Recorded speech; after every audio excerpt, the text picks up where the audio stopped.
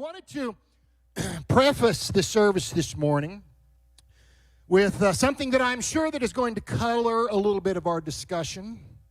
Some of you are aware of this, and for those of you that are not aware, I have a confession. I am a recovering evangelical. It is true.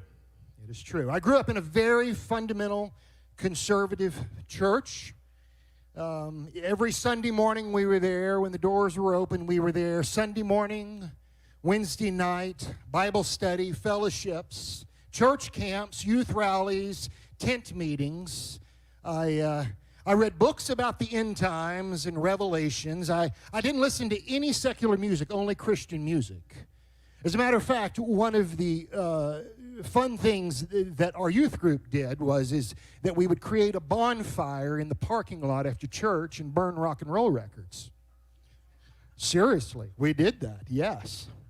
And I went to Christian schools, and I was immersed completely in Christian culture.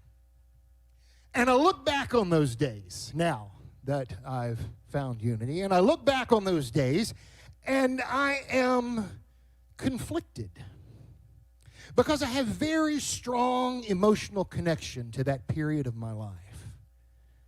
And despite the judgment and the zealotry and the backwards thinking and misguided theology, really, it shaped me. And it continues to influence my spiritual journey. And even after all of that nonsense was stripped away, it instilled in me something foundational and something basic, that God is my source. God is my source. So now, after a few years and several kids, I'm at an interesting place in my life where I find that I have more questions than I do answers. Do you know in the Bible, Jesus was asked actually 183 questions, either directly or indirectly. He was asked 183 questions. Do you know how many that he answered? Three. 3 questions. Jesus actually asked about 307 questions throughout the Gospels. Lots and lots of questions.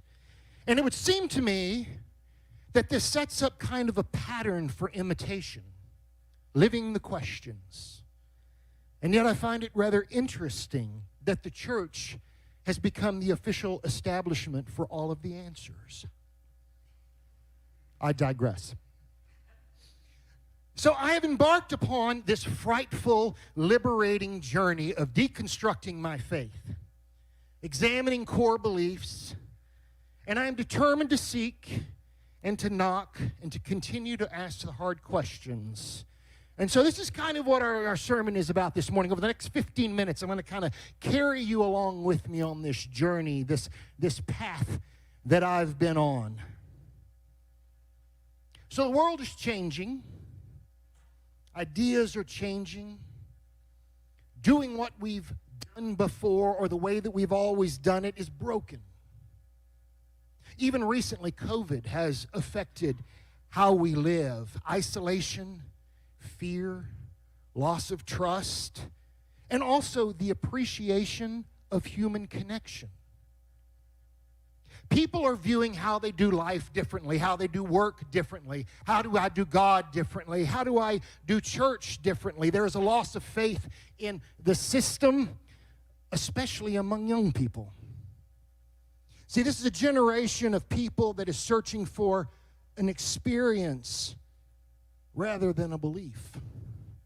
They are longing for authenticity instead of a doctrine.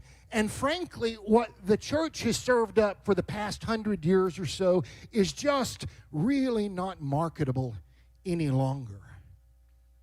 So I have a few thoughts and ideas that I'm exploring that I'd like to just bring you along with me. Number one, God is not obvious, and religion does not have all the answers.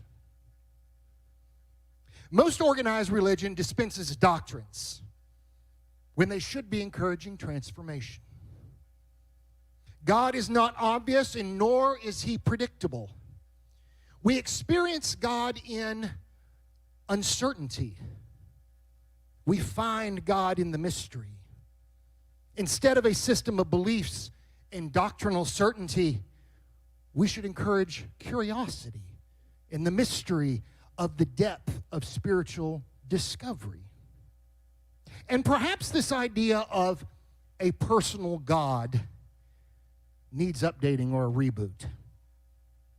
See, I'm often struck by the casual way that people talk about God or God chatter. I mean, you've heard it. It's kind of everywhere. You see it a lot and hear it a lot in social media, how familiar we are with God. You know, God is my co-pilot. That was like a bumper sticker a while back.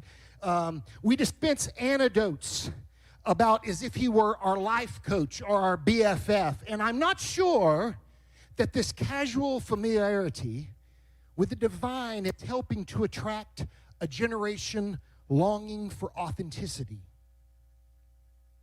Western religion is filled with narratives about personal spiritual empowerment rather than enlightenment. We have Christian aerobics. We have end-time investing.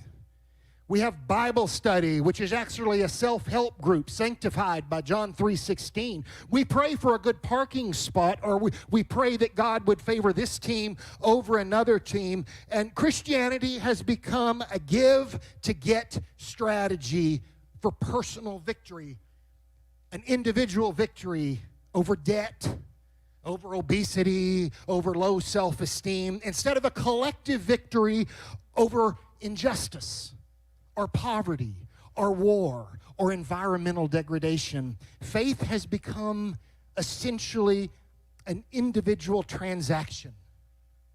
Transactional faith. It says, if I do something for God, God will do something for me in return.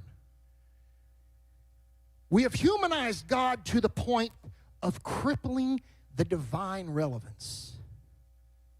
God was not made in our image, but rather we were created in God's image. A lot of the preaching today is framed about God coming down into our story, but the biblical invitation is radically different. We are being invited into God's story.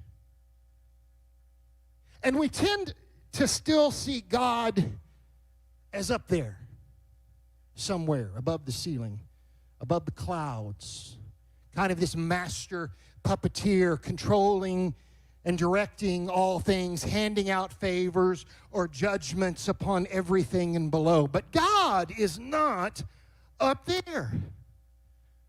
God is right here. You want to see God? Look around. Kenny, you want to see God? Look at Gigi. You want to see God? Look at Maddie. This is the presence of God. And this part here, I may step on some toes, and I reserve the right to be wrong, and I may be wrong, but this is where I'm kind of thinking. I don't necessarily know or think that the presence of God is revealed in the miracle of a tragedy being averted, or a tornado that went this way instead of that way and it missed a school. The real presence of God is revealed when neighbors show up after the storm and they're ready to help and they're ready to clean and they bring food and they give money and they donate blood and they open up their homes. That is the real presence of God in the world. The light of God surrounds us. I am the light of God. The presence of God watches over us. I am the presence of God. Sound familiar? People are hungry for an authentic love and compassion that Jesus demonstrated. You are that presence of God. You are that love and compassion. And part of the crisis that I think I see is the God language. that we use. It has remained essentially unchanged for several hundred years. And in sermon after sermon, we speak about God's constant and unconditional love. And then we try to explain tragedy and sickness and disease in a world that God controls. He's got the whole world in his hands. I sang it when I was a little bitty boy. It's instilled in us from very, very early. And it makes God seem callous and cruel. So I'm wondering if we need to have a shift in our perspective. Instead of trying to explain, perhaps, that God gives good gifts to some and that bad things happen, well, that's just kind of a mystery. I'm not sure what to tell you about that. Maybe we should reimagine God in a new way. Instead of God that delivers the good and the bad and the ugly, why don't we consider the idea that tragedies result from purely physical forces in a natural world? Cause and effect has long been relegated to science and logic, but we haven't really explored the consequentiality as a deeply spiritual phenomenon. We live in an unbelievably entangled universe. We've heard Reverend Linda talk about the theory of quantum mechanics, and it's the idea that this universe is made up of space filled with fields of vibration that are interconnected. They're in constant communication. Time has no consequence. The universe moves connected in relationship with the other part of the universe, and everything in between is this great dance. In each of our individual lives, indeed everything in the universe, is not only connected, but absolutely so without any separation. So, what if church wasn't trying to save us, but instead pointing us to a moral order that is utterly and incomprehensibly dependable and connected? What if the altar call was, instead of fear of a deity, rather to become mindful of our choices and the infinite power of their consequences? Has anybody ever heard of the concept of the luminous web? Anybody ever heard of this concept of the luminous web? Nobody? Okay, I'm out there on my own on this one. So I'll tell you a little bit about it. If science can point us towards an undivided physical universe, why can't religion point us towards an undivided spiritual universe where no action, no matter how small, is inconsequential? What if every move that we make, our moral and ethical decisions, vibrates a strand along this luminous web and the whole world shivers? To change the world, we don't need to do something grand. We just need to think about somebody else other than ourselves.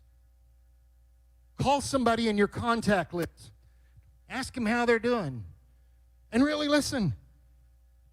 Buy somebody in line behind you at Starbucks a cup of coffee. Take a coworker to lunch. Tell someone that you love them for absolutely no reason whatsoever. Do you remember that shampoo commercial? And it was vague from my youth, but it was like they loved this shampoo, and they told two friends, and they told two friends, and so on, and so on, and so on, and so on, until the whole screen was filled up with people that loved this shampoo. That's kind of what this luminous web concept is about. What if a smile and a contact with someone on the street does the very same thing? Being present, really seeing someone, acknowledging someone sets in motion a series of events that dramatically changes something somewhere in the world. And I know this idea kind of sounds abstract and disembodied a little bit, but in fact, it really makes us more connected and more embodied. I mean, how would you live and work differently if you knew that everything you did, every smile, Every thank you affected somebody that affected somebody that affected somebody that changed the world. We are perpetually engaged in the act of making and unmaking our universe. We are co-creators. Does that sound familiar? Living spiritually is not about following orders or cashing in on blind obedience for divine favors. Rather, it is to know that no human action is inconsequential. Every action through prayer vibrates along this strand of this luminous web and sets in motion things that we cannot calculate or predict. You and I become co-creators in a redemptive universe. You know, it never occurred to me as a child that faith was anything other than believing. We were told to believe the Bible, believe in Jesus, believe in God, but no one ever talked about a journey. And that's really precisely what Jesus proposed, a way of life. And this is crucial, I think, because Jesus never said, go and believe likewise. What did he say? He said, go and do likewise. The measure of an authentic spiritual life is in the way one acts in the world. And our real responsibility is summarized by the prophet Micah in the Old Testament. He says, what does the Lord require of you? But to do justice, to love kindness, and to walk humbly with God. In the Sermon on the Mount, there is not a single word about what to believe, only about what to do and how to be. And by the time that the Nicene Creed came along some 300 years later, which is the basis of most Western religion, there wasn't a single word in it about what to do or how to be, only how to believe. Perhaps instead of believing in God, our most basic need is to experience God